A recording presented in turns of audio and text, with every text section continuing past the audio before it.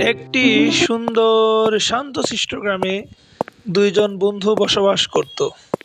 কিন্তু ২ জন বন্ধু হলেও দুজনের পথ ছিল পুরো ভিন্ন। الله একজন ছিল أكبر সামি, যে সবসময় নামাজ الله পড়তো, দিনের পথে থাকতো, ৫ أكبر। ওয়াক্ত নামাজ পড়তো, বেশিরভাগ সময় সে মসজিদের মধ্যেই কাটাতো। আর অন্যদিকে আরেকজন বন্ধু ছিল রায়হান। সে সবসময় দুষ্ট বন্ধু-বান্ধবদের নিয়ে নাচানাচি করত, গান বাজনা করত, এক কথায় সে দুনিয়া এনজয়ে ব্যস্ত ছিল। সামি সব সময় রায়হানকে বোঝাতো, বলতো যে ভাই, দিনের পথে ফিরে আস, দুনিয়া তো ক্ষণস্থায়ী, নামাজ পড়, আল্লাহ পাককে ভয় কর, এই দুনিয়ায় আর কতদিন। কিন্তু রায়হান সব সময় রেগে গিয়ে বলতো, আরে তুই তোর নামাজ নিয়ে আছিস, আমি এখন দুনিয়া এনজয় করছি ভাই, এসব তুই বুঝবি না, তুই গিয়ে তোর নামাজ পড়। কিন্তু হঠাৎ একদিন পুকুর পাড়ে রায়হানের এক বন্ধুর লাশ পাওয়া গেল, যেটা দেখে গ্রামের সবাই অবাক হয়ে গেল।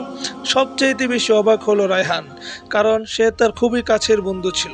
রায়হান রাতের বেলা গভীর অন্ধকারে বদ্ধ করে বসে বসে ভাবছে যে আমি এতদিন কি করেছি, ক্ষণস্থায়ী দুনিয়ার পিছনে পড়ে অনেক সময় নষ্ট করেছি, আর না, এখনই সময় বদলার। এই কথা বলে সে পরদিন সকালে মসজিদের সামনে গিয়ে তার বন্ধু স্বামীকে বলল, ভাই, আমাকে তুই নামাজ শেখা, দিন শেখা, আমি দিনের পথে আসতে চাই, কারণ দুনিয়া হচ্ছে ক্ষণস্থায়ী।